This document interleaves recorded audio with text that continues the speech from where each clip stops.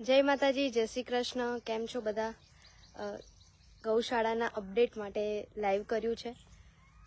શું થઈ રહ્યું છે અત્યારે ગૌશાળાની અંદર, શું માહોલ છે, આપણી ગાયો શું કરી રહી છે, અને ત્યાં નવું એક વસ્તુ છે, નવી એક ન્યૂઝ છે, એ પણ તમને જણાવવા જઈ રહ્યું છું. ઘણી બધી વાતો કરીશું આજે લાઈવની અંદર. શું છે, કેમ છે, કેવી રીતે છે. વિડીયોને વધુથી વધુ શેર કરજો. ગૌશાળા સૌથી પહેલાં બતાવી દઈએ. જે લોકો નવા જોઈ રહ્યા છે, નવા લોકો છે, એઓના માટે આ એક એવી ગૌશાળા છે જે બીમાર ગાયો માટે, બીમાર ગૌવંશ માટે, એક્સિડન્ટ થયેલ ગૌમાતા હોય, ગૌવંશ હોય, એમની સેવા માટે અને આજીવન તેમની દેખરેખ રાખવા માટે આ ગૌશાળાનું નિર્માણ કામ થઈ રહ્યું છે. અને રોડ સાઈડ ઉપર જે ગાયને પરિસ્થિતિ બહુ જ ખરાબ હોય, બહાર રખડતી ગાય હોય, જેને ટ્રીટમેન્ટની જરૂર છે, સારવારની જરૂર છે, દેખરેખની જરૂર છે, એવી ગાયો માટે આ ગૌશાળા બની રહી છે. બીજું, અહીંયા એને સારી રીતે રાખવામાં આવશે, એની દેખરેખ રાખવામાં આવશે, એને જરૂરી તમામ જે દવાઓ હોય છે, એની સારવાર માટેની જે પણ વસ્તુ જરૂરી હોય છે એ પણ અહીંયા મળી રહેશે, પ્રોવાઈડ થઈ રહેશે. ડૉક્ટર પણ અવેલેબલ રહેશે અને દેખરેખ માટે. આ બધું કામ અહીંયા આગળ હાલ તો થઈ રહ્યું છે. ભવિષ્યમાં મોટી સંખ્યામાં ગાયોને સાચવી શકીએ એવી ગણતરીએ આ જગ્યાએ કામ કરવાનું છે. હવે તમને ગાયો પણ બતાવીએ કઈ રીતનું છે. અહીં હમણાં જ ડ્રેસિંગ થયું છે આપણી ગૌ માતાનું. હાલ થોડીક બેભાન અવસ્થામાં છે. એક્સિડન્ટનો કેસ છે. ડ્રેસિંગ કરવામાં આવ્યું છે. મે બી આનો પગ કાપવામાં આવશે, પણ એ સારી રીતે જીવન અહીંયા વ્યતીત કરી શકે એના માટે જે કંઈ પણ એમના માટે બેસ્ટ હશે આપણે કરીશું. બીજી ગૌ માતા આપણે બતાવીએ. આ છે અમારી રાધા, આ છે યમુના, જેમને એસિડ અટેક કરવામાં આવ્યું હતું અને હાલ પ્રોપર ટોટલી રિકવરીની અંદર છે. આ અમારી ગૌ માતા છે. આને પણ એક્સિડન્ટ થયો હતો. 25 દિવસ બાદ એ એના પગ ઉપર છે અને હાલ ટોટલી રિકવરીની અંદર છે. અન્ય બીજી ગૌ માતા તમને બતાવીએ.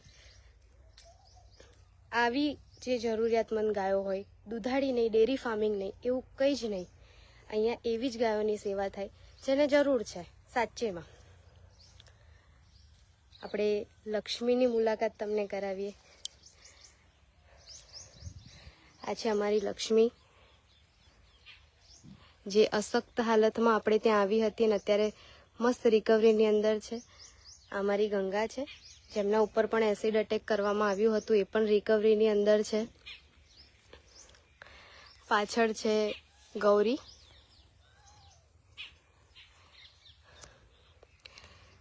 પંકજ,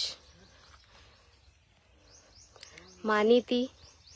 બીજા એક ગૌ માતા છે જેમની કન્ડિશન થોડીક વધારે ખરાબ છે. એ પોતાના પગ ઉપર નથી ચાલી શકતા, બેઠેલી અવસ્થામાં છે. બીજું એવું કે પ્લાસ્ટિક ખાઈ ગયેલી છે. હવે જે ગાયો માતાએ પ્લાસ્ટિક ખાધું છે પોતાના જીવનની અંદર, એઓને આપણે ગમે તે પણ આપીશું ને, એ બીજું કંઈ નથી ખાઈ શકતી. ખોરાકમાં કંઈ જ લીધેલું નથી. એના આંતરડાથી લઈને બધું જ પ્લાસ્ટિક ખવાઈ ગયેલું છે. ડૉક્ટરનું કહેવું એવું છે કે ઓપરેશન કરીશું તો મે બી સક્સેસફુલ નહીં થાય. ટોટલી પ્લાસ્ટિક ખવાયેલું છે. એ એના પગ ઉપર નથી ઊભી થઈ શકતી, બેઠેલી હાલતમાં જ છે. 15 દિવસે આજે થોડુંક ખાધું છે એણે, બાકી ગોળના પાણીથી જ એ જીવે છે.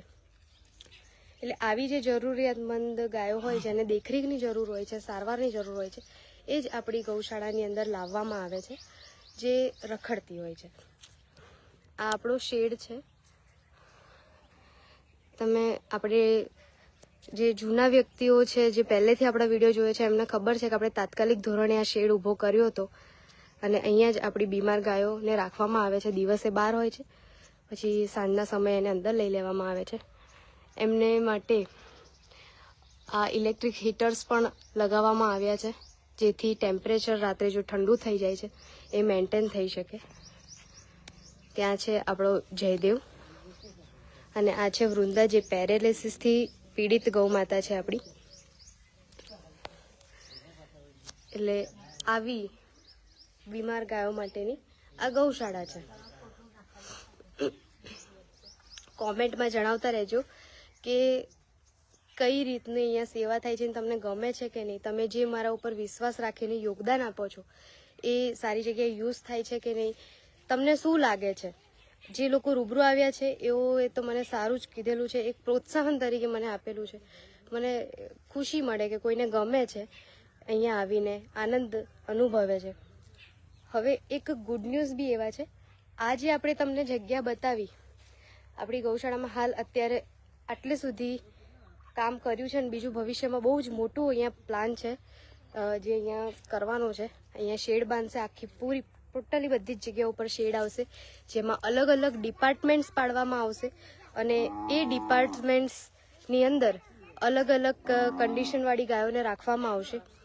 પ્લસ બીજું કે હવે ગોડાઉન ક્યાં બનાવવું, તો આગળની જે જગ્યા છે આ તમે છેક સુધી જોઈ શકો છો. આખી જગ્યા ઉપર ગૌશાળા મોટી થઈ રહી છે. ટોટલી બધું ડેવલપમેન્ટ આ બધી જ જગ્યા ઉપર થશે અને આપણી ગૌ માતા એટલે વધુ ગૌ માતા આપણે અહીંયા લાવી શકીશું અને એમની સેવા કરી શકીશું.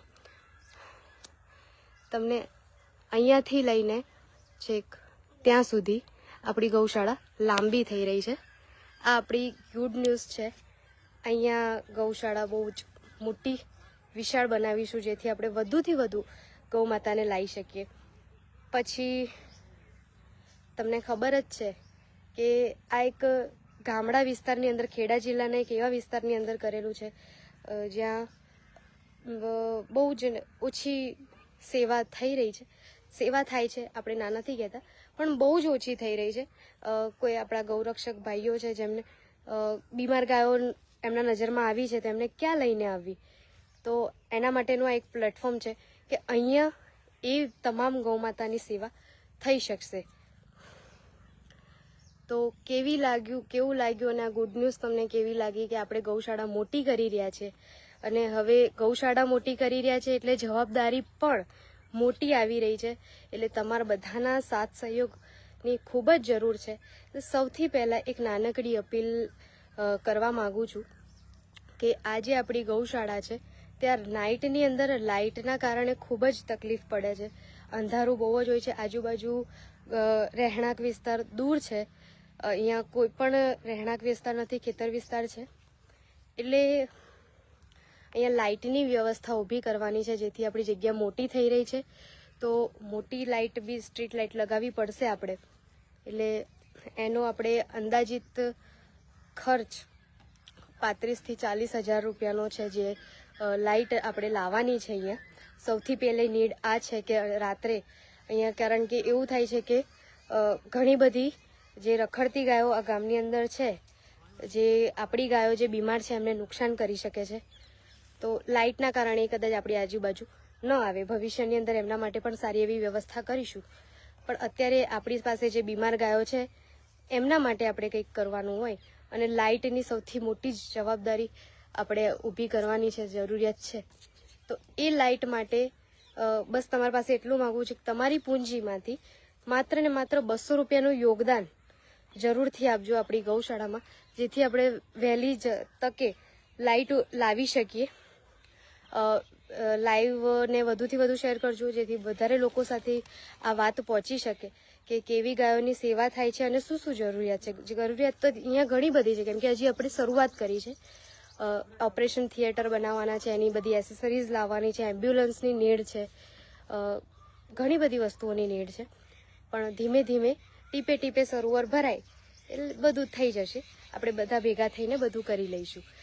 તમારી એટલી જરૂર છે હાલ કે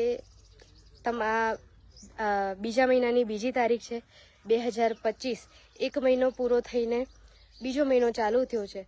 તો સૌને પગાર પણ થયો હશે, ઇન્કમ બી થઈ હશે. તો એમાંથી માત્ર ને માત્ર 200 રૂપિયાનું યોગદાન 9662620314 ઉપર જરૂરથી કરજો.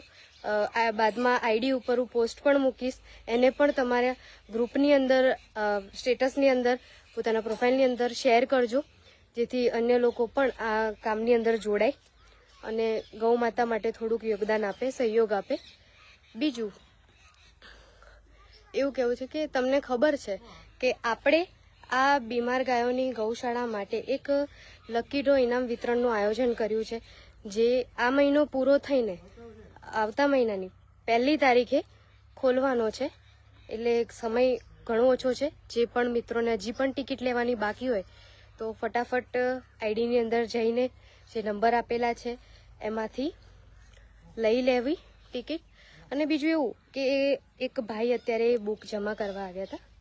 એમનું કહેવું એવું છે કે ઘણા બધા લોકો ટિકિટ હિન્દુ કરે છે કે અમારે થોડોક સહયોગ કરવો છે, પણ અમને રસ્તો નથી મળતો એમ. તો આ એક પ્રોપર રસ્તો છે કે અહીંયા કઈ રીતનું કામ થઈ રહ્યું છે એ તમને ખબર જ છે. અહીંયા કોઈ પણ જાતનું ફ્રોડ કે કોઈ પણ જાતનું એવું નથી કે મારે ઘરમાં બી નથી લઈ જવાના, અમારા ગ્રુપને એક બી મેમ્બર ઘરે કોઈ પણ જાતની રકમ નથી લઈ જવાના. આ જે ડેવલપમેન્ટ કરવાનું છે, જે ગૌશાળા મોટી કરવાની છે, ગૌશાળાની અંદર એસેસરીઝ લાવવાની છે, એની અંદર યુઝ થવાનું છે. એટલે તમારા પૂંજીમાંથી 300 રૂપિયાનું યોગદાન કરીને એક ટિકિટ તો તમે ખરીદી જ શકો છો. એટલે જો જે પણ લોકોને એવું હોય કે હું હિન્દુ છું, હું આ છું, હું સનાતની છું, આમ છું, તેમ છું, તો ઓકે, જે પણ લોકો હિન્દુ ધર્મની અંદર જન્મ લે છે, સનાતન ધર્મની અંદર જન્મ લે છે, એ હિન્દુ જ હોય છે, પણ એની અંદર એને કેટલું માને છે એ મહત્વનું છે. એના જે નિયમો છે એનું કેટલું પાલન કરે છે એ મહત્વનું છે. કેટલા લોકો જીવ પ્રેમી છે, માનવ પ્રેમી છે, માણસાઈ કેટલી બતાવે છે એ મહત્વનું છે. કોના માટે શું કરે છે એ મહત્વનું છે. ત્યારે તમે હિન્દુ બનો છો.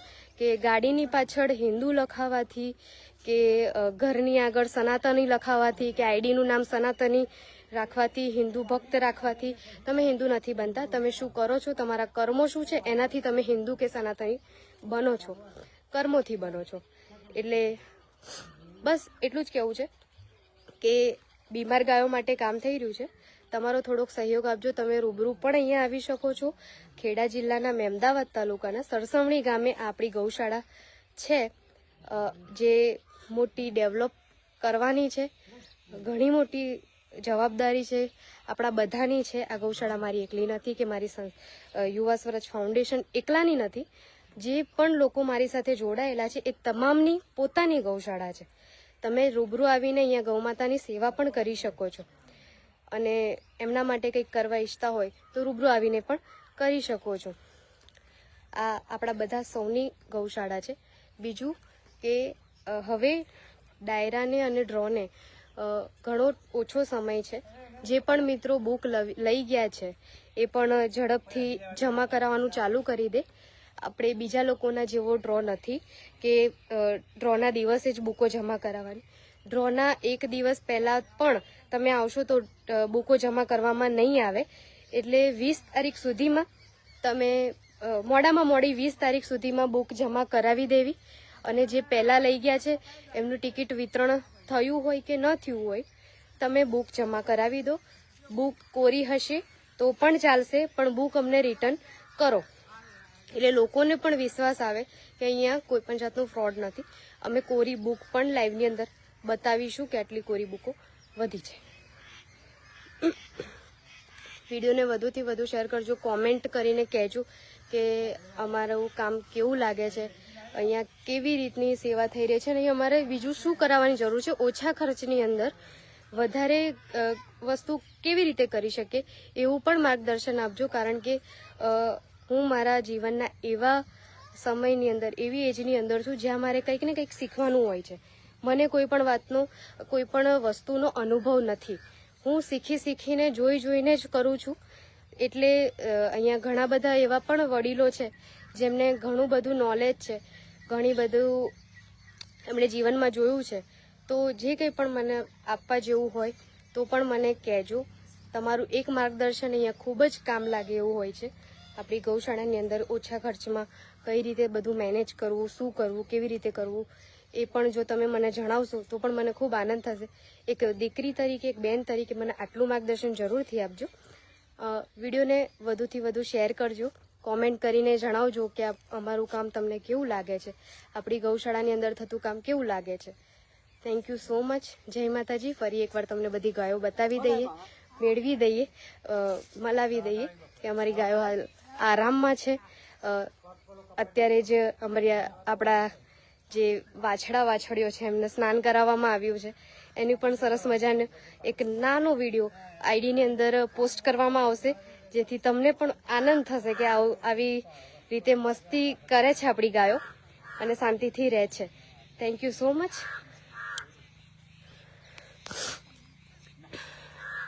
હવે આ બધાને પણ નવડાવવાના છે.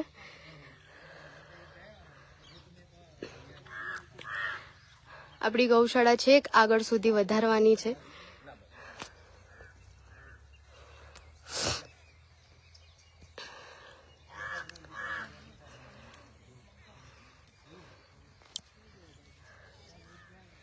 જય માતાજી, જય શ્રી કૃષ્ણ, જય માતાજી, જય ગૌ માતા, જય ગોપાલ.